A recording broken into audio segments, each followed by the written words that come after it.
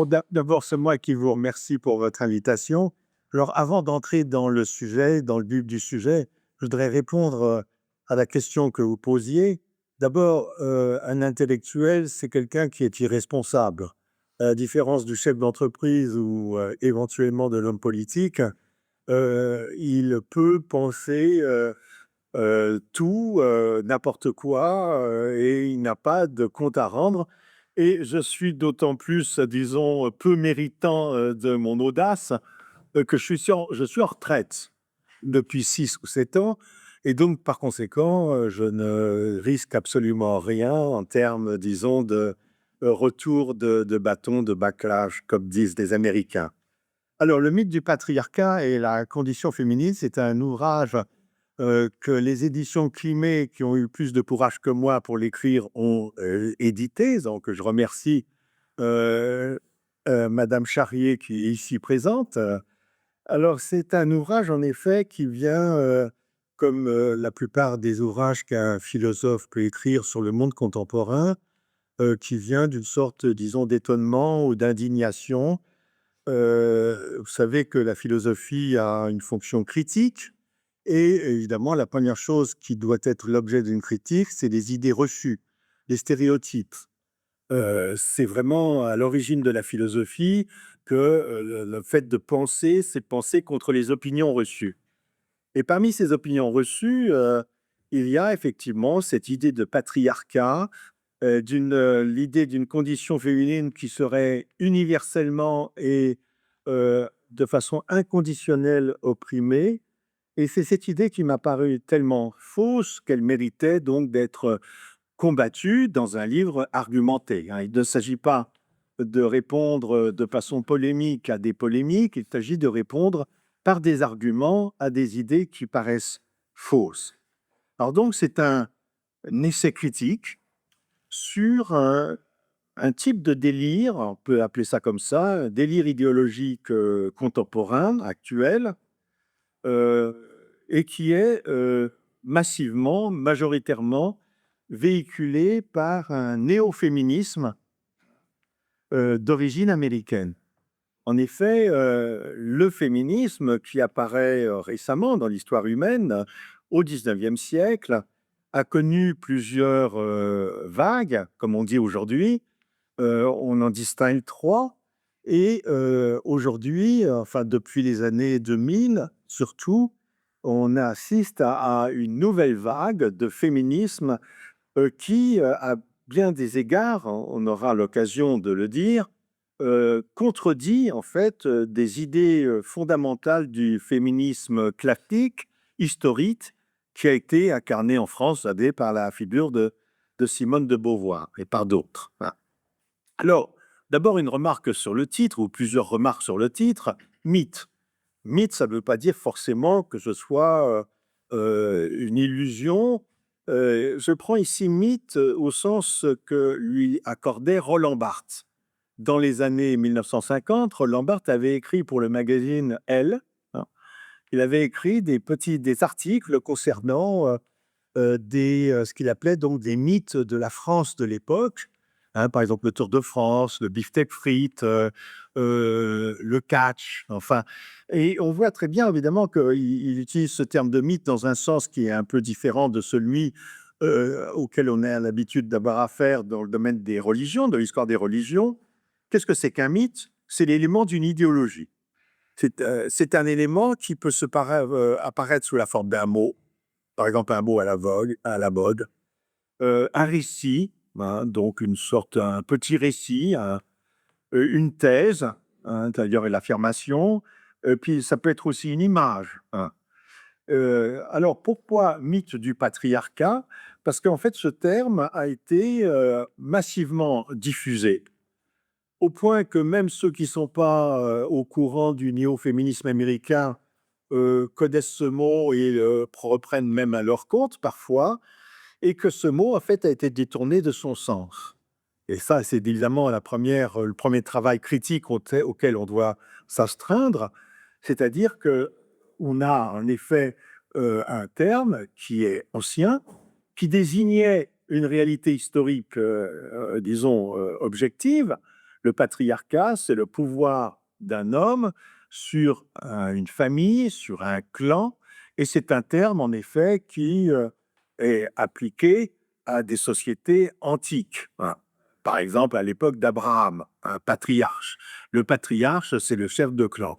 Et ce terme, en fait, a été étendu de façon absolument démesurée, et c'est là qu'évidemment il y a une manœuvre idéologique frauduleuse, quand on a fait du terme de patriarcat l'équivalent de l'idée que les hommes, depuis les origines des temps jusqu'à nos jours, ont dominé de façon à la fois universelle et totale, ont dominé les femmes. Donc le terme de patriarcat lui-même, si vous voulez, avant même qu'on, disons, on développe des idées autour du patriarcat, le mot lui-même, si vous voulez, et c'est en cela évidemment que consiste la fraude idéologique, un simple mot implique déjà toute une série de thèses et de récits qui sont présentés comme vrais, alors qu'en réalité, ce sont au mieux, si vous voulez, des thèses sujettes à discussion. Euh, donc, cette thèse, ce terme de patriarcat, eh bien, c'est un terme qui soutient la thèse de la domination masculine. Alors, domination masculine, c'est également une expression qui a été tellement diffusée qu'on ne songe guère, disons, à l'analyser. Qu'est-ce que ça veut dire exactement? Et qu'est-ce que ça implique dans l'esprit de ceux, de celles plutôt, enfin surtout, qui diffusent ce terme, cette expression? Ça implique un pouvoir sans partage et universel des hommes sur les femmes, c'est-à-dire donc une structure proprement totalitaire. Voilà. Quand vous avez affaire à un pouvoir qui est à la fois universel, c'est-à-dire partout et toujours, voilà, donc sans aucune frontière géographique, ni sans aucune délimitation historique, et puis total, c'est-à-dire dans tous les secteurs de l'existence humaine, aussi bien vie privée que vie publique, aussi bien vie matérielle que vie culturelle, etc. Donc, à partir du moment, en effet, on fait de la domination masculine, donc cette espèce de facteur totalitaire qui est au service des hommes et aux dépens des femmes, eh bien, en effet, on a une grille de lecture de l'histoire qui est extraordinairement simple, simpliste, simplifiée, et qui mérite évidemment une analyse critique. Qu'est-ce qu'il en est en réalité?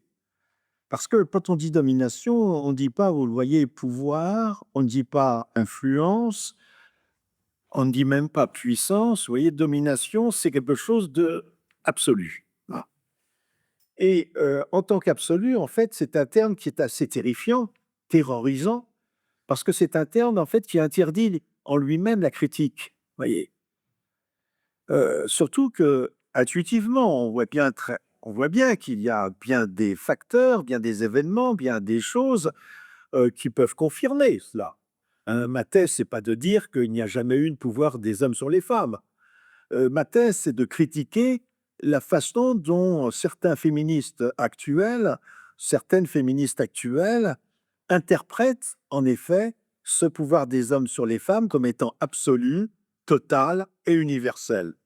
Cela est historiquement, sociologiquement faux, hein, à mon sens. En effet, l'histoire est universelle, qui, vous le savez, aujourd'hui, on l'a fait remonter à 300 000 ans avant notre ère, puisqu'on a trouvé des restes d'Homo sapiens, c'était une découverte assez récente, au Maroc, des restes qui datent de cet âge. Donc, on a reculé assez considérablement l'âge, la durée de vie donc, de cette espèce dont nous faisons partie, Homo sapiens. À partir du moment où on interprète la totalité de l'histoire humaine avec cette unique grille de lecture qui serait la domination des hommes sur les femmes, une histoire qui est lue et interprétée uniquement à partir de l'opposition, hein, l'opposition entre hommes et femmes.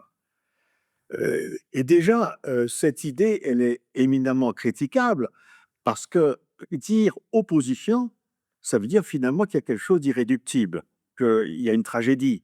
Vous voyez, le propre de la tragédie, c'est que l'opposition ne peut jamais être surmontée autrement que par la lutte à mort. Voilà. C'est ça le propre de la tragédie. Euh, Ça remonte, vous voyez, à la tragédie grecque, etc. Et la tragédie, si vous voulez, ne se dépasse jamais autrement que par la mort. Et quand on dit opposition, ça veut dire qu'on ne se contente pas de l'idée de la simple dualité. Qu'il y ait une dualité entre hommes et femmes, c'est une évidence que tout le monde accepte.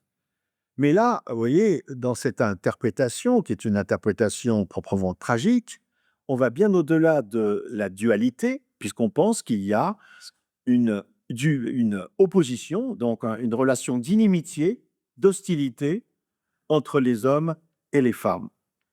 Alors, il y a plusieurs objections que l'on peut faire à cette thèse. C'est extrêmement simpliste et grossière. La première, c'est que le pouvoir des hommes, encore une fois, qu'il ne s'agit pas de nier, hein. Vous savez, le contraire d'une idée reçue, le contraire d'un stéréotype, c'est pas forcément la vérité. Le contraire d'un stéréotype, c'est très souvent un stéréotype contraire. Vous voyez, quand vous êtes dans un stéréotype contraire, vous n'êtes pas plus proche de la vérité que le stéréotype de départ. Non, il ne s'agit pas donc de nier le pouvoir des hommes sur les femmes, seulement il faut dire que, par honnêteté intellectuelle, par culture aussi, il suffit d'avoir lu des livres d'histoire, des livres d'anthropologie, la littérature, ce qu'ont amené il suffit d'avoir, disons, fréquenté les bibliothèques pour savoir que le pouvoir des hommes n'a jamais été sans partage. Et quand on dit n'a jamais été sans partage, c'est-à-dire qu'il y a eu aussi le pouvoir des femmes. Et qu'il arrive que le pouvoir soit détenu par quelqu'un sur lequel, par ailleurs, un pouvoir est détenu. Vous savez, les relations de pouvoir, ça c'est une leçon que aurait dû nous apprendre Michel Foucault, mais il se trouve que par une sorte d'ironie de l'histoire incroyable, Michel Foucault a été utilisé aux États-Unis dans un sens complètement contraire à son idée. En gros, si vous voulez, pour Michel Foucault, le pouvoir, c'est pas une chose qu'on détient. Alors c'est vrai que dans la langue, on dit prendre le pouvoir, détenir le pouvoir, céder le pouvoir, comme si le pouvoir était une chose. Et vous savez, dans l'imagerie traditionnelle, dans l'iconographie traditionnelle, le pouvoir était symbolisé par des objets, le sceptre, le globe. Donc, on fait comme si le pouvoir était une chose qu'on prend comme un trésor. Or, ce que dit Michel Foucault dans ses livres, c'est que le pouvoir, c'est un réseau de relations. Alors, c'est ce réseau de relations, mais pas évidemment tout au même niveau, mais c'est un, disons, c'est un réseau de nœuds et de rencontres. Donc, on ne détient pas le pouvoir, on l'exerce, et celui sur lequel le pouvoir est exercé détient à son tour un certain pouvoir. Il n'y a jamais d'un côté ceux qui ont tout le pouvoir et de l'autre ceux qui n'en ont pas. Prenez un exemple très simple. Les régimes totalitaires du XXe siècle ont été sans doute les régimes les plus populaires, beaucoup plus populaires que les démocraties. Il y a une adhésion réelle du peuple. Et sans cette adhésion, ces régimes-là n'auraient pas fonctionné. Ça n'empêche pas que ces régimes totalitaires ont exercé sur les peuples une réelle domination et terrifiante. Mais par ailleurs, ce serait une naïveté que de croire que Hitler détenait à lui tout seul le pouvoir sur l'Allemagne ou que Staline détenait à lui tout seul le pouvoir sur l'Union soviétique. C'est-à-dire qu'en fait, n'importe qui, au niveau humble auquel il se trouve, peut détenir une certaine forme de pouvoir, le transmettre, l'exercer. Un enfant, vous voyez, sous Staline, un enfant qui dénonce sans savoir son père comme un opposant au régime, il détient sur son père un pouvoir de vie et de mort. Parce que cet enfant qui raconte ça en classe, que son père il a mal parlé de Staline, eh bien, le lendemain, il y a la police politique qui va arrêter le père. Et donc, l'enfant, il a transmis un certain pouvoir dans ce type de régime. Donc, en fait, l'idée qu'il y aurait un pouvoir détenu par les hommes et que de l'autre côté, il y aurait uniquement des femmes soumises, ça ne résiste pas à l'analyse sérieuse. En effet, les femmes peuvent exercer, elles aussi, une certaine forme de domination. Et pas seulement dans l'espace domestique, parce qu'il est vrai, en effet, que la dualité entre espace domestique, privé, en gros la maison, la famille, les travaux ménagers, les enfants, et puis de l'autre côté, l'espace public, hein. Il est vrai, en effet, que cette dualité a recoupé la dualité des sexes, hommes et femmes. Les hommes étant, disons, plutôt astreints aux tâches dans l'espace public, la chasse, la guerre, et puis les femmes dans l'espace domestique. Mais c'est pas absolument vrai. Vous voyez, dans toutes les sociétés traditionnelles, les femmes, par exemple, s'occupent de la culture et donc elles sont forcément dans un espace qui n'est pas celui de la maison. Hein. Par ailleurs, le pouvoir, et ça je reviens à l'idée que c'est pas une chose qu'on détient aux dépens de quelqu'un d'autre, le pouvoir n'est pas une relation transitive. C'est-à-dire qu'en fait, la relation transitive, c'est que quand A est supérieur à B et B est supérieur à C, vous savez, A est supérieur à C. Voilà, ça, c'est, disons, la transitivité au sens mathématique du terme. C'est vrai, par exemple, la transitivité est vraie en termes de richesse. Si A est plus riche que B et B est plus riche que C, eh ben forcément, A est plus riche que C. Mais il peut arriver que A ait du pouvoir sur B, B a du pouvoir sur C et C a du pouvoir sur A. C'est-à-dire qu'au lieu d'avoir une transitivité, disons, linéaire, eh bien, vous avez un cercle, voyez, un retour. Hein. C'est-à-dire que de fait, celui qui se trouve euh, à l'échelon inférieur, en retour, peut avoir du pouvoir sur celui qui est censé détenir le pouvoir à l'échelon supérieur. Voyez. Et donc, bon, je ne vais pas entrer dans des détails ou des exemples qui vont à l'infini, mais de montrer en effet pourquoi, comment, dans l'histoire des hommes, je parle homme au sens de être humain, hein, générique, dans l'histoire humaine, les femmes ont détenu du pouvoir. Et même parfois, hein, c'est le cas des impératrices, des reines, etc., qui sont pas tellement exceptionnelles, hein, depuis l'Antiquité. Il y en a de nombreuses qui ont pu exercer le pouvoir. Mais si on passe du niveau économique au niveau ou politique au niveau culturel, pourquoi dit-on en français la langue maternelle? Pourquoi ne dit-on pas la langue paternelle? Si les néo-féministes avaient raison, c'est-à-dire que les hommes commandent tout, la culture, les façons de penser, les façons de travailler, évidemment la guerre, la politique, l'économie, etc. Heu, la langue, c'est l'élément central de la culture. Par quoi, par qui, par quel biais la culture est-elle inculquée aux enfants dans toutes les sociétés?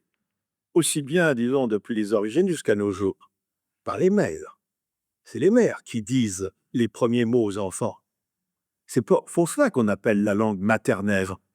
Bien sûr, le père parle, mais disons, la relation entre la mère et l'enfant est infiniment plus étroite pour des raisons évidentes et il est clair, si vous voulez, que les mots, les premiers mots, donc la langue que l'enfant va entendre, c'est celle de sa mère. Vous savez, on a fait des études, on a fait des expériences qui sont assez subtiles, auprès de nourrissons, hein, donc des bébés qui sont avant le stade de l'apprentissage de la parole, qui sont au stade de ce qu'on appelle le babil ou la lallation, un terme technique pour désigner les bubble, les petites syllabes prononcées par les bébés qui viennent juste de naître, de 2-3 mois. Et puis, on a fait l'expérience suivante.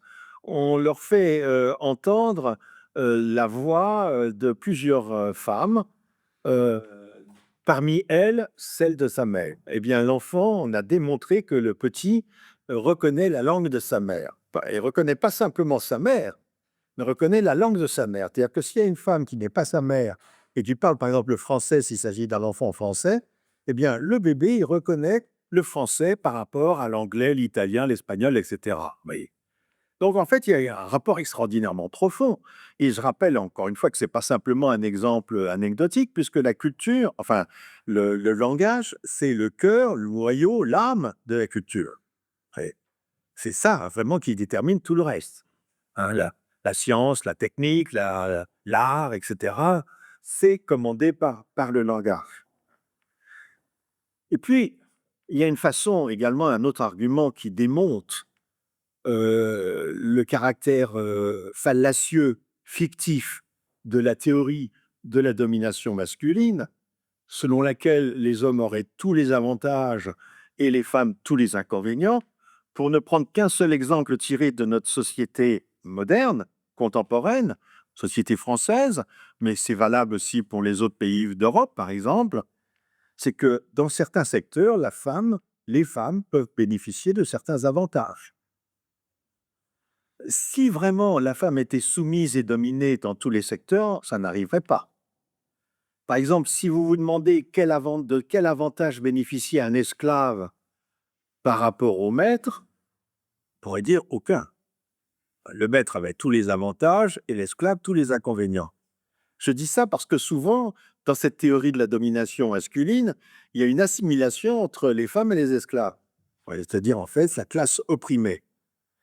Or, les femmes peuvent bénéficier de certains avantages. Et il y a des exemples que l'on peut constater aujourd'hui, dont on peut constater la réalité, dans le domaine de la justice.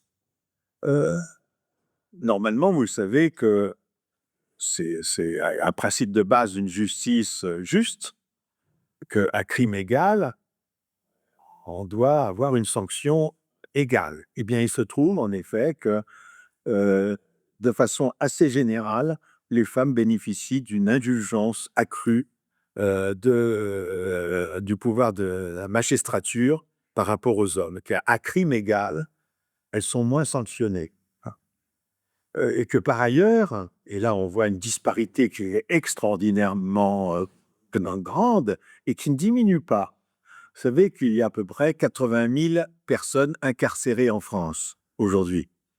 Eh bien, sur ces 80 000 personnes, il y a seulement 10% de phares. Alors, il n'y a pas simplement le fait que la justice est plus indulgente à crime égal, il y a aussi le fait qui est objectif, qui est réel, que les femmes sont infiniment moins agressives et criminelles que les hommes. On y reviendra peut-être au niveau, disons, des pulsions, hein, pour utiliser un terme de la psychanalyse ou de la psychologie. Au niveau des pulsions, il y a une réelle disparité entre les hommes et les femmes, et les pulsions agressives sont beaucoup plus, disons, le fait des hommes que le fait des femmes. Alors, on peut toujours dire que c'est aussi un facteur historique qui a joué, un facteur social, et que du fait que les femmes étaient plutôt en retrait, elles avaient moins, disons, les circonstances, les occasions d'exercer leur pulsion. Enfin, toujours est-il qu'il y a là quand même une disparité qui est tout à fait frappante. Alors, vous savez qu'il y a plusieurs façons de discriminer les groupes humains, enfin de les classer. Euh, il y a eu le marxisme, qui a en effet lu l'histoire universelle en termes de classe, de lutte des classes. Vous savez qu'aux États-Unis, le marxisme n'a jamais vraiment marché. Les États-Unis ont toujours été rétifs à l'idéologie marxiste. Les communistes et marxistes ont toujours été une très petite minorité. Donc, ils n'ont jamais lu leur histoire en termes de lutte des classes. Par ailleurs, le racisme, qui est aussi une façon de comprendre l'histoire par discrimination de groupes humains, le racisme, évidemment, intellectuellement, est déconsidéré. Et que personne, aujourd'hui, parmi les intellectuels, n'oserait reprendre à son compte une théorie aussi déconsidérée et aussi abjecte. Donc, s'il n'y a plus de division des hommes, des êtres humains en classes sociales, ni en race, qu'est-ce qui reste? Mais il reste le sexe. Il reste la division entre sexes. Et que la guerre des sexes, enfin ce que certains appellent ainsi, la guerre des sexes structure l'histoire pour ceux qui se refusent à comprendre l'histoire en termes de lutte des classes ou en termes de lutte entre peuples ou entre races. C'est finalement ce qui sert d'outil pour comprendre, à condition, évidemment, c'est le postulat, c'est le présupposé qu'on peut très bien refuser. Après tout, pourquoi comprendre l'histoire humaine en termes de guerre? Pourquoi comprendre l'histoire humaine en termes d'opposition éluctible entre deux groupes antagonistes? Enfin, toujours est-il que c'est à partir de cette idée-là que va apparaître donc la fameuse théorie du genre. Le terme de genre, alors voilà encore un mythe, hein, au sens de Roland Barthes, un mythe en ce sens que ce terme de genre, qui résonne de façon étrange aux oreilles des Français, parce que même si on est de plus en plus habitué à cela, mais il faut faire un certain effort parce que pour un Français, genre, on pense tout de suite à un genre dans le domaine animal, par exemple, un groupe animal, et un genre contient plusieurs espèces, ben, bon, par exemple. Et puis le genre, on pense à un genre grammatical, le genre masculin, le genre féminin. Euh, le terme de genre a été utilisé aux États-Unis, gender, puis ça a été traduit donc en français par genre, pour désigner en fait la construction sociale, politique de la différence sexuelle. Oui. C'est-à-dire qu'en fait, le terme de genre finit par éliminer le terme de sexe. Parce qu'en effet, la théorie du genre est une théorie qui est ultra constructiviste. Selon cette théorie, tout est culturel, tout est social, tout est politique, tout est construit, c'est-à-dire fabriqué par l'être humain, par son esprit, par son travail. Rien n'est naturel. La nature, c'est un mot qui est absolument banni, un mot fort clos, détesté. La nature est purement et simplement niée. Elle est niée comme illusoire. Il n'y a plus de nature, il n'y a plus que de la culture, il n'y a plus que de la construction. Illusoire au mieux, néfaste au pire. Parce que la nature, en effet, va être dénoncée comme étant le moyen de justifier des inégalités. Combien de fois on a entendu, en effet, dire que de la même façon que dans la nature, il y a des mâles dominants, par exemple chez la plupart des espèces de singes, il y a les mâles dominants, ben, chez l'homme, c'est la même chose. Bon. Donc il est vrai que la nature a servi à justifier des inégalités de pouvoir, des hiérarchies, etc. Enfin, avec la théorie du genre, et c'est pas la seule d'ailleurs, on est en fait dans une sorte de culturalisme absolu. Il n'y a plus de nature. Et on prend en mot une célèbre phrase de Simone de Beauvoir: on ne naît pas femme, naît NAIT, hein, la naissance. On ne naît pas femme, on le devient. Donc, si vous voulez, il n'y a pas de femme au départ. La femme, c'est un fois l'arrivée. Ce n'est pas un point de départ. Sous-entendu, c'est l'homme qui fait la femme. Ce qui est quand même lui faire beaucoup d'honneur, si on peut dire, hein. Lui attribuer un pouvoir exorbitant, comme si, en fait, il n'y avait rien dans la nature qui pouvait déterminer un être comme étant féminin. Et alors, comme la dualité entre homme et femme apparaît dans la théorie du genre comme une fiction, quelque chose de factice, d'artificiel, c'est l'hétérosexualité, c'est-à-dire donc l'attirance mutuelle des sexes différents, hommes-femmes, c'est l'hétérosexualité qui est contestée comme n'importe quelle dualité. Il y a une haine du deux, de la dualité, et là j'y reviendrai peut-être, comme étant nécessairement un facteur d'inégalité. Comme si là où il y a deux, au lieu d'un peu. Donc la haine du deux, c'est en même temps l'amour fou du un, ouais, qui est d'ailleurs une sorte qui est une aspiration totalitaire, hein, le un. Il n'y a pas de division, il n'y a pas de dualité, il n'y a plus que du un. Et donc, c'est vu, bien entendu, cette hétérosexualité est vue comme une construction, puisqu'il n'y a rien de naturel. Donc, si les hommes s'emparent du corps des femmes, puisque dans cette vision-là, on est dans une vision polémique, au sens étymologique du terme, c'est-à-dire on est dans un état de guerre, de relation de pouvoir. Le désir est interprété comme étant une forme de domination, d'exercice de la domination. Donc, en fait, il y a là quelque chose qui est perçu comme étant une construction et non pas comme reposant sur un fait de nature. D'ailleurs, la théorie du genre aboutit à cette idée que finalement, il n'y a pas de sexe. Ah. Il n'y a pas que sexe, ou alors il en existe un nombre infini. C'est-à-dire qu'on est entre le zéro et l'infini. Oui. Vous savez, il y a un roman d'Arthur Koestler qui est moins connu que 1984, mais qui est un roman qui, autant que le roman de George Orwell, décrit bien la mentalité et l'esprit totalitaire. Et ce roman s'appelait Le zéro et l'infini. Ah. Le zéro, c'est l'individu. Hein, Koestler parlait de la Russie de Staline. Le zéro, c'est l'individu et l'infini, c'est le pouvoir. Donc le zéro et l'infini. Là, il y a un peu quelque chose d'analogue à cette structure totalitaire parce que, ou bien il n'y a pas de sexe, donc c'est une fiction, puisqu'il il y a que du genre.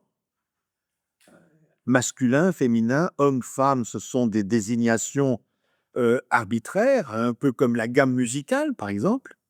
Do, ré, mi, fa, sol, la, si, do. Ça n'existe pas dans la nature. Hein. Quand vous allez dans la forêt, vous faites une promenade, vous n'entendez pas un rossignol qui fait do, mi, sol, fa, si. Non, pas du tout. Hein. C'est-à-dire que c'est des sons qui sont complètement décalés par rapport à la gamme. Donc c'est l'être humain qui a inventé un code, qui est la gamme classique, avec do, ré, mi, fa, sol, etc. De la même façon qu'on a inventé les mots. Hein. Le mot bière, le mot montre, le mot table, tout ça, ça n'existe pas dans la nature. Donc on pense qu'il n'y a pas de sexe. Hein. Il n'y a que du genre. Ou alors il y a un nombre infini de sexes, c'est-à-dire qu'au lieu que mâle et femelle chez les animaux, masculin, féminin chez les êtres humains, sont deux pôles qui définissent une dualité, il y a entre ces deux pôles qui sont des fictions, un continuum de, de sexe. Donc plus ou moins. Un peu comme par exemple entre... il y a une continuité, un peu comme, je sais pas, une voiture qui est à l'arrêt, à l'arrêt, elle fait du 0 km/h, et puis elle atteint la vitesse de 100 km/h, et puis pour aller de 0 à 100, il faut passer par toutes les vitesses intermédiaires. Donc la vitesse, elle ne fera pas un saut entre 10 et 20, par exemple. Elle passera par toutes les vitesses intermédiaires, et il y en a un nombre infini, hein, puisque l'infini est compris dans le continu. Donc il y a un nombre infini de sexes. Alors on est là dans quelque chose, évidemment, qui est assez extraordinaire, assez délirant, parce que c'est la biologie, hein, la physiologie, c'est-à-dire le corps, tel que la science nous apprend à le connaître, qui est récusé. Il n'y a plus de biologie. Mais le transactivisme, qui est dérivé de la théorie du genre, qui s'appuie sur cette théorie, c'est-à-dire, en fait, l'activisme, qui est donc un mouvement qu'on peut dire politique, l'activisme de ceux qui militent avec pour objectif d'en finir avec la dualité des sexes et qui, en effet, prônent la libre variation, hein, de l'un à l'autre, puisque avec les transactivistes, un homme peut se dire femme et être une femme dans la mesure où il se dit femme, une femme peut être un homme dans la mesure où elle se dit homme, etc. Donc, de fait, pour le transactivisme, qui est induit par la théorie du genre, eh bien, il y a une récusation, pas seulement de la biologie, mais également une récusation de la sociologie et de la psychologie. C'est quand même assez fort, parce que si vous voulez comprendre un être humain, excusez-moi, si vous voulez comprendre un être humain, en gros, il y a 3 disciplines scientifiques. Puisqu'un être humain, c'est un corps, il y a la biologie qui s'en occupe. Puisque l'être humain, c'est un esprit, il y a la psychologie qui s'en occupe. Et puis, puisque l'être humain est un être social, il y a la sociologie qui s'en occupe. L'être humain est un être bio-psycho-social. Or, ce qu'il y a d'effarant avec la théorie du genre et le transactivisme, c'est que la biologie, la psychologie et la sociologie sont récusées pour expliquer pourquoi un garçon voudrait être une fille et obtenir les moyens de l'être, parce qu'aujourd'hui la pharmacie et la chirurgie lui donnent les moyens euh, réels, matériels de le faire, il y a là, disons, une récusation de tout ce qui est scientifique. Au nom de quoi? Au nom du ressenti. Dans le ressenti, c'est-à-dire la façon dont un individu se sent. Eh bien, c'est un absolu qui rend complètement, disons, inutile, obsolète, toute explication en termes biologiques, en termes psychologiques, en termes sociologiques. On sait par des études que la plupart des jeunes gens qui veulent changer, entre guillemets, de sexe, une illusion pure, puisque le sexe, il est inscrit dans chacun de nos chromosomes et que, par définition, on ne peut pas changer chacun de nos chromosomes. Donc, on montre en effet que la plupart de ces jeunes gens, enfin même ces jeunes gens, euh, présentent leur ressenti comme étant un absolu et que toute explication en termes psychologiques, par exemple, beaucoup parmi eux sont des autistes. Bon, cette explication-là est perçue immédiatement comme transphobe et par conséquent rejetée comme étant l'abomination des abominations. C'est-à-dire qu'en fait, toute explication rationnelle ou en termes de savoir, en termes de réflexion rationnelle, est rejetée comme étant l'instrument de la domination. C'est la science elle-même, le savoir, qui sont en fait aussi au service de la domination. Comme s'il ne pouvait pas y avoir de science objective, comme si la vérité pouvait n'être pas, n'être jamais indépendante par rapport à celui qui l'énonce. Voyez. C'est le ressenti aujourd'hui. Alors on voit très bien que c'est parfaitement, disons, dans le courant et dans l'air du temps, puisque vous savez que les sociétés modernes se caractérisent par l'individualisme et que le narcissisme, la subjectivité portée à son extrême, sont des tendances fortes dans notre société. Alors, évidemment, l'aspect, disons, positif de cela, c'est la liberté. C'est clair. La liberté, c'est la liberté personnelle. Maintenant, le prix à payer est extrêmement lourd, puisqu'en effet, cet individualisme peut dégénérer dans des formes qui sont vraiment pathologiques et qui sont les formes d'ultra-narcissisme. Et à mon sens, ce sont ces formes-là que l'on voit à travers ceux qui militent en effet pour la soi-disant transition. Alors par ailleurs, c'est un chapitre que j'ai, qui constitue un des éléments de cet essai, c'est que le néo-féminisme pose en principe que tous les hommes sont misogynes, hein, puisqu'il y a en effet une guerre entre les deux sexes, enfin les deux genres, et que cette guerre est irréductible. Il y aurait en fait une sorte de misogynie universelle qui aurait en fait frappé les femmes depuis les origines jusqu'à nos jours. Alors d'abord, on peut observer là aussi que le terme de misogynie est particulièrement malvenu, puisqu'il signifie étymologiquement quelqu'un qui n'aime pas les femmes. Je ne parle pas évidemment du désir, mais qu'est-ce que ça veut dire ne pas aimer les femmes? Euh, on confond, dans le terme de misogynie, on confond deux affects qui sont tout de même très différents. Le mépris et la haine. On peut en effet mépriser quelqu'un sans le haïr. D'ailleurs, quand on hait quelqu'un, H-A-I-T, la haine, quand on hait quelqu'un, quand on le déteste vraiment, c'est une passion forte, on ne le méprise pas. Et d'ailleurs, c'est même l'inverse. Quand on hait quelqu'un, c'est que secrètement, on envie quelque chose de lui. C'est que secrètement, on perçoit qu'il a une supériorité sur nous que l'on a envie. Voyez. On ne haïrait pas à ce point quelqu'un qui serait dénué de tout. Le mépris, c'est autre chose, parce que dans le mépris, vous contestez la moindre qualité d'une personne. Voyez, vous la mettez plus bas que terre. Or, il est clair que quand on dit misogynie, on renvoie davantage au mépris qu'à la haine. Mais même ce mépris, est-ce qu'il est réel? Je ne conteste pas la réalité de la dévalorisation des femmes par les hommes. Mais est-ce que vraiment ce mépris ne va pas sans un mélange complexe d'affects? Vous savez, les affects humains, ça c'est une des leçons de la psychanalyse, sont complexes. Complexes au sens qu'ils peuvent mêler des choses contraires. On peut à la fois aimer et détester la même personne. On peut à la fois l'envier, l'admirer, etc. Donc, c'est mélangé, vous voyez. Les affects ne sont jamais, ou presque jamais, purs.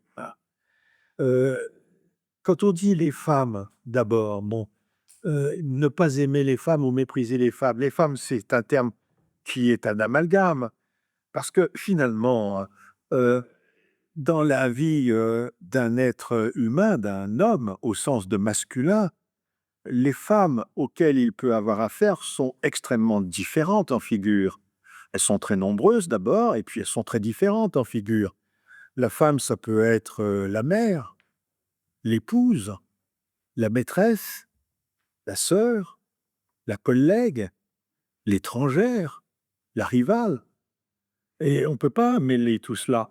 Et on voit très bien que si vous déclinez les femmes, hein, qui est un terme qui est englobant, hein, et qui veut à la limite pas dire grand-chose, mais si vous concrètement vous déclinez cet ensemble-là, ce terme d'ensemble, dans des figures différenciées, vous voyez qu'il est impossible de dire les hommes méprisent les femmes.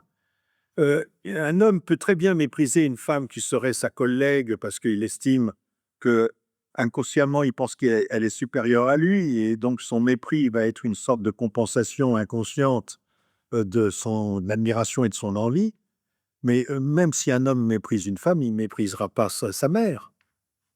Donc de fait, il faut bien en effet considérer que lorsque l'on parle ici de misogynie, parle de domination, comme on parle de patriarcat, on met ensemble des réalités qui sont extrêmement hétérogènes. Les hommes ont très souvent éprouvé à l'égard des femmes un mélange de respect et aussi de crainte. Et c'est vrai que cette crainte, hein, vous savez, il suffit de lire de nombreuses histoires, des contes, des mythes. Hein, il y a des figures de femmes dangereuses, de femmes inquiétantes, de femmes supérieures, de femmes dominatrices, etc. Les exemples sont extrêmement nombreux. Donc, il y a une crainte à l'égard de la puissance des femmes. Et vous savez que dans les sociétés qui nous ont précédés, la première de toutes les puissances donc, que les femmes détiennent, c'est le pouvoir de donner la vie et qu'elles ont elles seules le privilège d'avoir ce pouvoir.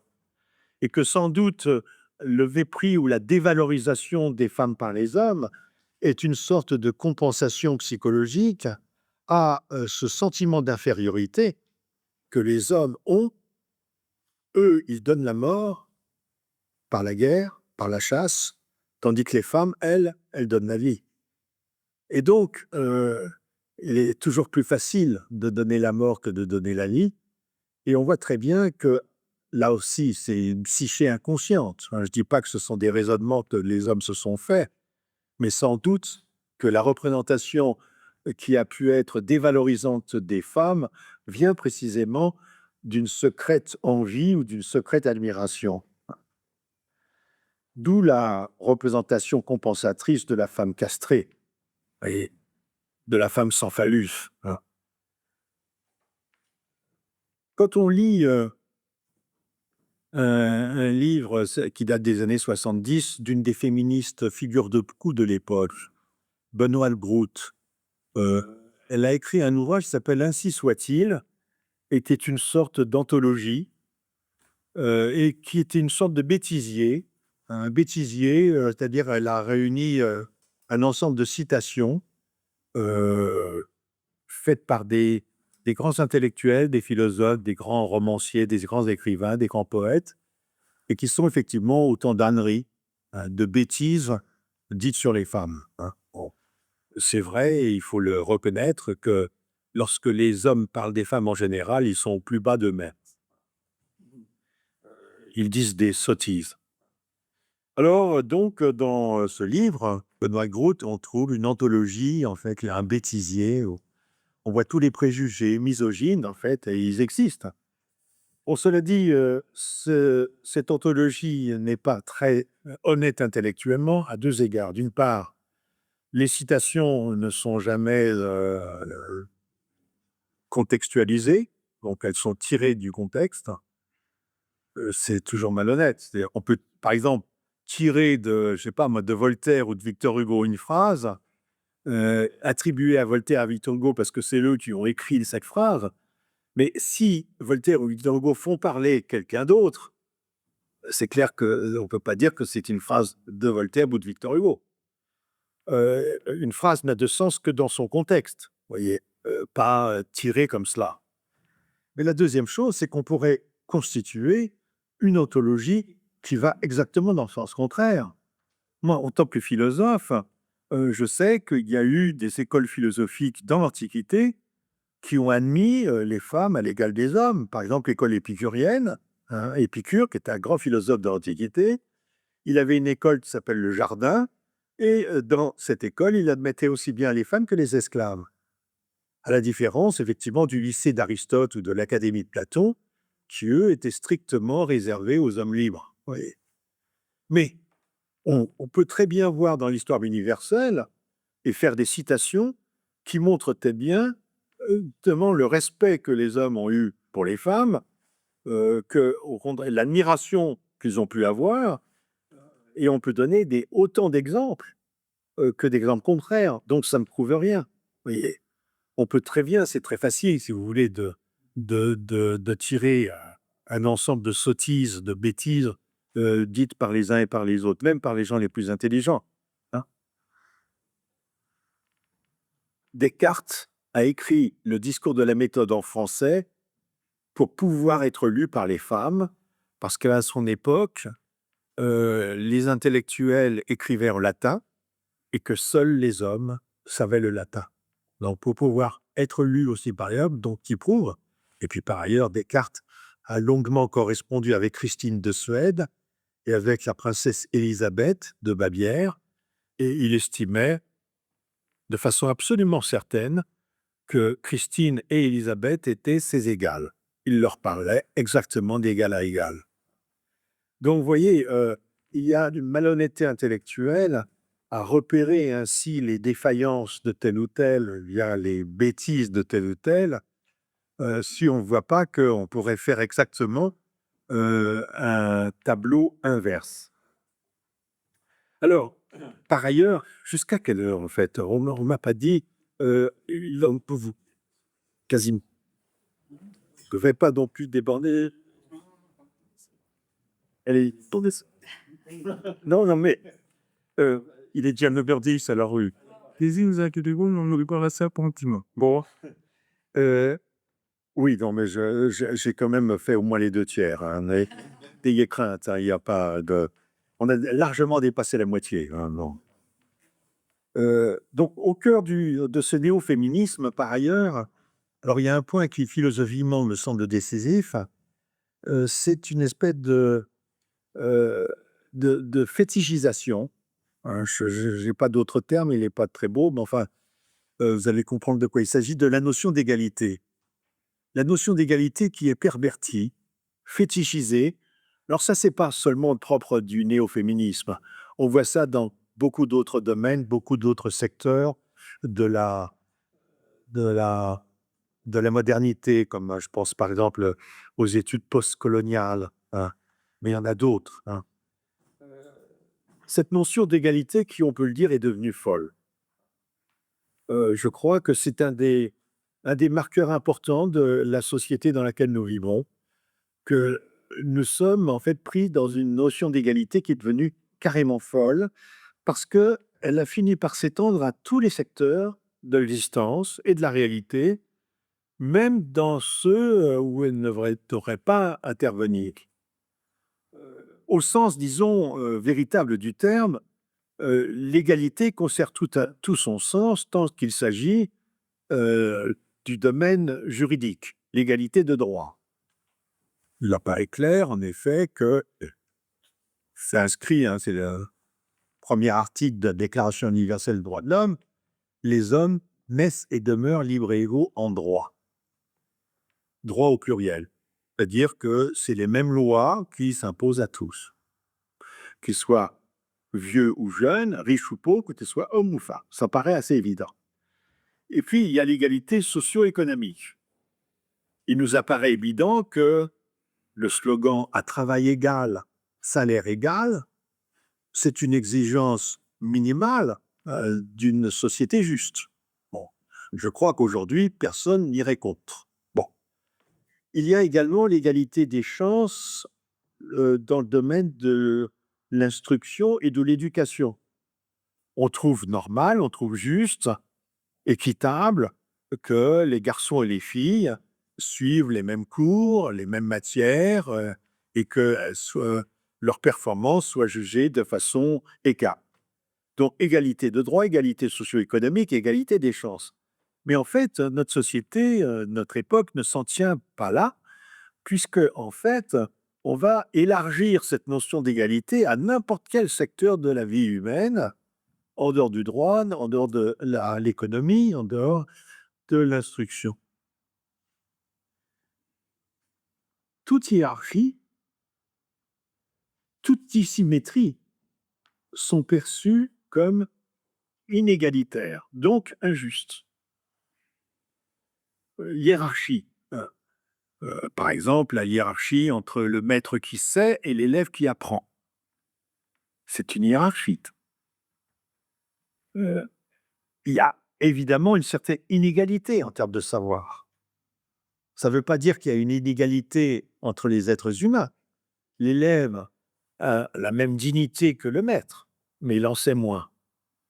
Donc, mais, vous voyez, dans cette espèce de notion devenue hystérique, folle, on va faire que la hiérarchie est un symptôme d'inégalité, qu'elle est forcément inégalitaire. Or, vous savez que l'une des choses qui caractérise le plus notre société, c'est que notre conception de la justice est directement indexée à l'idée d'égalité. Pour nous, est juste ce qui est conforme à l'idéal d'égalité, et inversement, injuste à ce qui n'est pas conforme à cet idéal. Mais à partir du moment où on conçoit n'importe quelle dualité, et vous voyez où je veux en venir, la dualité entre hommes et femmes, à partir du moment où on conçoit n'importe quelle dualité comme inégalitaire, à ce moment-là, on la conçoit comme injuste.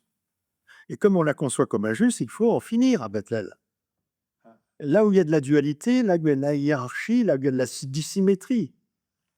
J'ai parlé tout à l'heure du fait qu'il y avait une grande dissymétrie entre la population féminine des prisons et la population masculine. Y a-t-il quoi plus d'hommes, presque 10 fois plus d'hommes que de femmes en prison? Imaginez une politique de la parité. Est-ce que l'idéal d'une société, ce serait de mettre autant de femmes en prison que d'hommes? Bien sûr que non. Il y a autant de la plupart des crimes de sang sont commis par des hommes. Est-ce que la société juste, ce serait une société dans laquelle il y aurait autant de femmes que d'hommes criminels? Bien sûr que non. L'égalité, ça consiste pas à ce que les femmes aient le comportement aussi désastreux que les hommes. Mais il y a cette idée, si vous voulez, d'une égalité qui est purement abstraite, finalement, qui, au nom d'ailleurs de la vie concrète, est purement abstraite.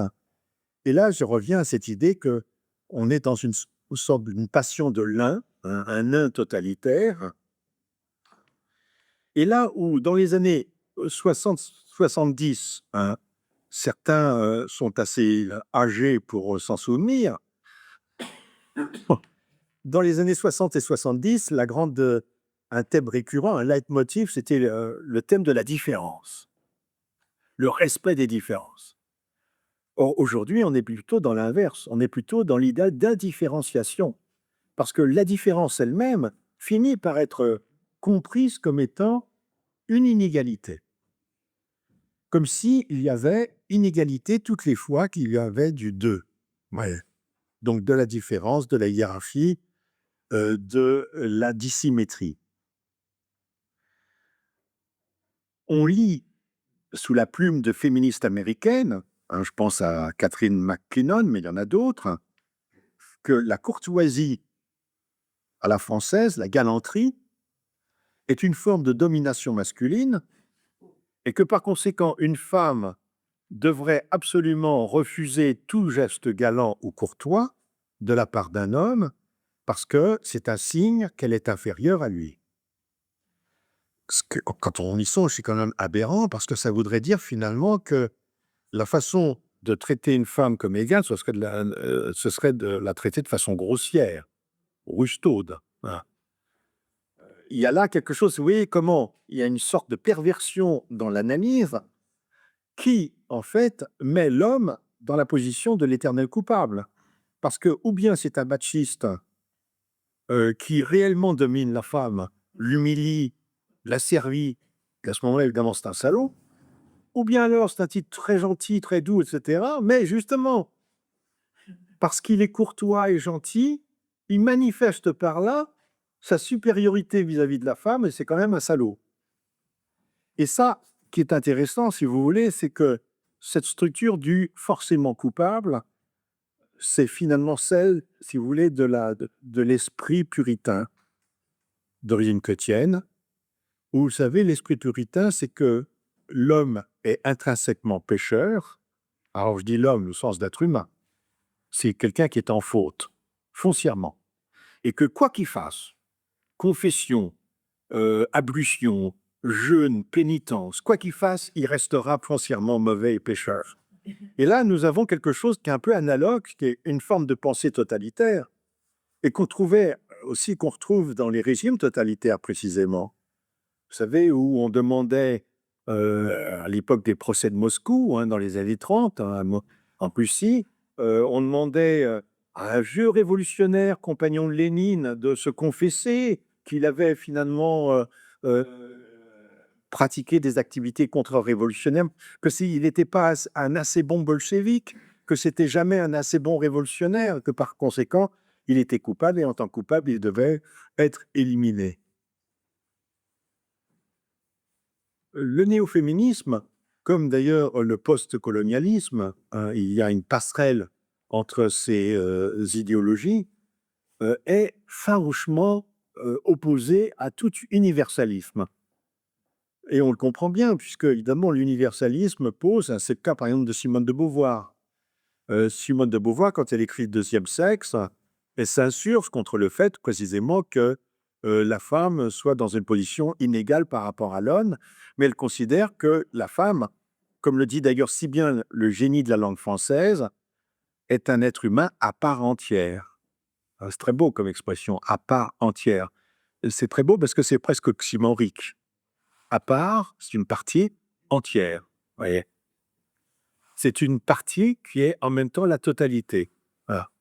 Comme dans le symbole du taoïste chinois, vous savez, le yin-yang, où le génie de cette figure que vous avez en tête, j'imagine, vous avez un cercle qui est divisé dont la surface, l'aire du cercle, est divisé en deux parties égales par une courbe en forme de F. Il y a une partie noire et une partie blanche. Et donc, le périmètre de chaque moitié du cercle équivaut au périmètre du cercle tout entier, puisque le S qui divise l'aire du cercle en deux est équivalent à un demi-périmètre. Enfin, vous voyez, enfin, vous verrez ça dans une figure, hein, et donc, c'est une figure géniale pour dire que la moitié, la moitié est équivalente au tout dont elle fait partie.